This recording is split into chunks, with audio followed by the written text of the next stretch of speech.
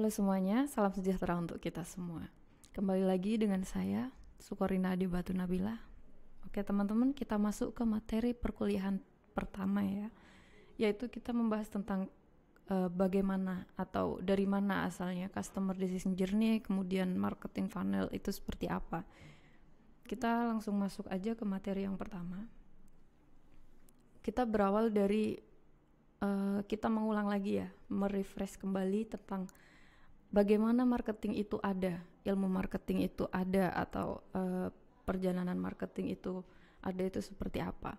Yang pertama kita mengenal, kita udah nggak asing lagi ya sama marketing 1.0 sampai 5.0. Kita inget-inget lagi mulai dari pertama, yaitu marketing 1.0 atau marketing 1.0, di mana marketing 1.0 itu saat itu para produsen itu fokusnya kepada produk. Jadi orang jualan itu bukan memikirkan bagaimana apa yang disukai konsumen, apa yang dibutuhkan konsumen, tapi saat itu mereka fokus ke kita bisa membuat produk apa. Kemudian pasar waktu itu juga menerima semuanya. Kemudian yang kedua itu ada namanya setelah berakhirnya masa marketing 1.0 itu kita lanjut ke marketing 2.0 atau 2.0, di mana marketing 2.0 itu berfokus pada customer centric. Oh ya, ini ya, ilmu marketing pada saat itu kan pertama kali diperkenalkan di Amerika Serikat. Kita kembali lagi ke marketing yang pertama. Pada saat itu customer di sana itu kan orang-orangnya cukup berada. Secara ekonomi mereka sejahtera. Jadi apapun produk yang dijual atau yang dibuat oleh produsen itu selalu laku keras. Jadi disitulah kenapa dinamakan produk centric. Kemudian di tahun kedua, pada saat itu di Amerika itu banyak masyarakat yang mengalami penurunan ekonomi, atau saat itu sedang terjadi sesuatu di negaranya yang mengakibatkan perekonomian masyarakat itu menurun, yang akhirnya para produsen ini sudah nggak bisa lagi nih membuat produk apapun karena di sana masyarakatnya sudah menurun kelas ekonominya atau perekonomiannya. Kemudian para produsen ini beralih ke pemasaran customer centric. Jadi para produsen itu lebih membuat barang itu apa yang dibutuhkan oleh konsumen tanpa mereka berpikir apa manfaatnya untuk konsumen. Jadi apapun produk yang diinginkan oleh konsumen langsung mereka kabulkan atau langsung dibuatkan sama produsen tersebut. Nah disitulah apa yang dinamakan customer centric. Orientasinya bukan pada produknya lagi, tapi pada customernya. Di sini bisa disimpulkan bahwa saat suatu penjualan atau marketing atau produsen berjualan itu ditentukan oleh kesejahteraan ekonomi para konsumennya. Jadi semakin konsumen di suatu negara itu makmur, kemudian ekonominya juga bagus, itu akan mempengaruhi pada tingkat penjualannya. Apabila ekonomi di suatu negara atau di kelompok-kelompok tertentu tersebut menurun, maka masyarakat kan akan lebih berpikir dua kali untuk membeli barang. Nah, dari yang marketing 2.0 tersebut, kemudian seiring berjalannya waktu beralih ke marketing 3.0 atau 3.0.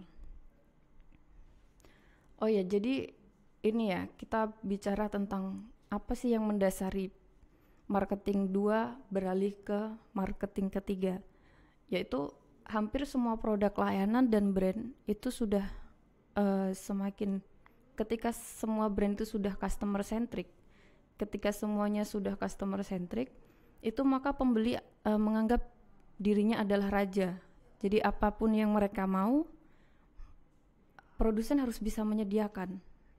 Disitulah mulai ada muncul statement pembeli adalah raja. Jadi tanpa mempertimbangkan apa yang orang-orang tersebut butuhkan, apa manfaat yang didapatkan oleh orang-orang tersebut, disitulah mereka ilmuwan ini mencetuskan marketing 3.0, yaitu orientasinya pada human centric. Di human centric tersebut, di sini mulai memikirkan bukan hanya produk saja yang dibuat, tapi juga mempertimbangkan manfaatnya untuk untuk konsumen, manfaat produk tersebut untuk lingkungannya. Jadi sudah semakin luas ya teman-teman ya. Jadi misalkan nih, ketika ini contoh di 3.0 atau marketing yang ketiga. Misalkan nih, saya beli produk. Ini saya bukan hanya membeli produknya saja, tapi saya juga mempertimbangkan manfaatnya untuk saya itu bagaimana. Kemudian manfaatnya untuk orang lain di sekitar saya itu apa. Dan saya juga akan melihat produk tersebut ramah lingkungan atau enggak. Yang berarti di konsep ekonomi yang ketiga ini sesuai dengan teori triple bottom line, yaitu di mana marketing itu harus memperhatikan human atau people, kemudian produk, yang satunya lagi planet. Tapi coba ya, nanti teman-teman cek lagi triple bottom line itu unsurnya apa aja. Yang jelas itu tadi, kita harus memperhatikan manfaat produk tersebut bagi diri kita, kemudian untuk sosial di sekitar kita itu seperti apa, kemudian yang terakhir juga kita harus memperhatikan lingkungan sekitar kita. Kemudian yang selanjutnya itu ada marketing keempat itu new customer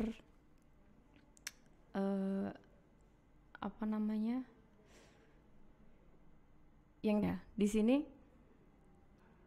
dari human centric. Jadi tingkat selanjutnya dari human centric ini kan dari tahapan 5 tahapan ini yang menjadi dasar atau landasan kita di marketing. Itu ada 3 yang terakhir. Yang pertama yang human centric, kemudian new customer ini, kemudian yang kelima itu yang the next step. Dimana yang marketingnya nomor 3 itu tadi kan sudah memperhatikan bagus sekali ya, sudah memperhatikan apa manfaatnya, kemudian manfaat untuk sosial sekitar kita, kemudian juga manfaatnya untuk lingkungan kita.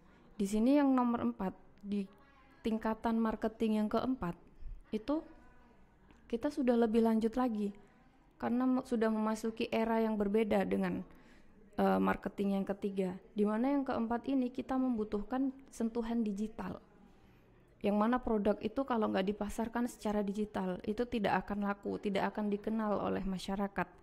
Nah disinilah era yang mendasari marketing point 3 beralih ke marketing point 4, yaitu human centric marketing ya, di human centric marketing.